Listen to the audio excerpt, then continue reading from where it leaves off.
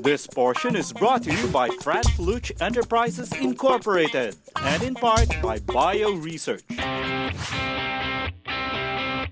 Mga kalapatids, sa 5th MacArthur National Race ng Peter Yap Cup, si Jose Torres ang namayagpag, tinanghal na 2016 South Young Bird Race Champion.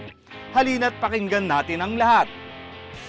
Nung bata pa po ako, 7 years old, meron na po akong native na kalapate. Nagumpisa akong magparami ng ibon 1986. Nag-alaga ako kasi talagang hilig nalilibang ako sa pagkakalapate.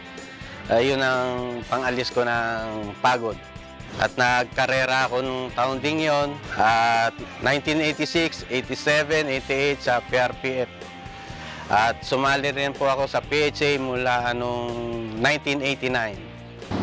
Nung sumali po ako sa pagkakalapate, nananalo na po talaga ako kasi may mga natutunan din ako doon sa member ng PHA.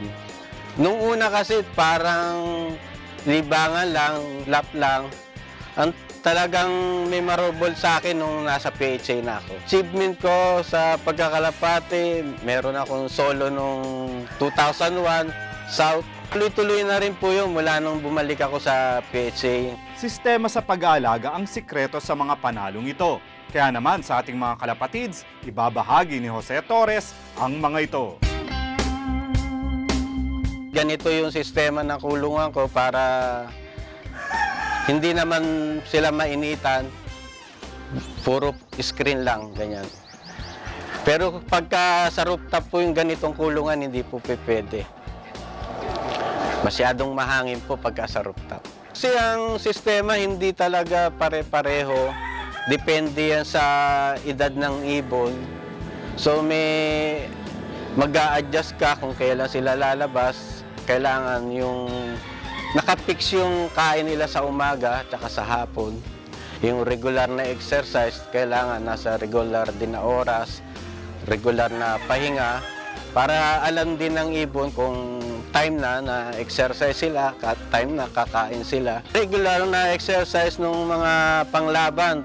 Minsan nagpo 4 times ako, palipad sa kanila 3 times a day, ganon. Magandang bloodline at tamang conditioning ang payo ng ating champion. Ang importante sa bloodline, para ang problema mo na lang yung conditioning. Kasi kung magaling ka sa conditioning, wala kang matitibay na ibon, hindi ka rin mananalo. Gumagamit din ako ng local gaya ng bee pollen every Thursday. Binibigay ko yun AM and PM pag racing na. Ang bee pollen kasi dagdag din, kaysa yung iba naman kailangan energy rin kasi yan bee pollen.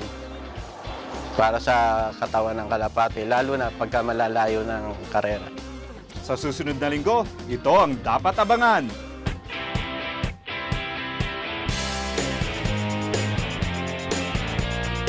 Mga kalapatids, abangan nyo po sa susunod na linggo.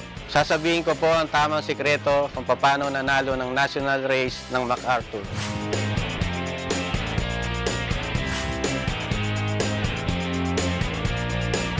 This portion was brought to you by Frank Luch Enterprises Incorporated and in part by Bio Research.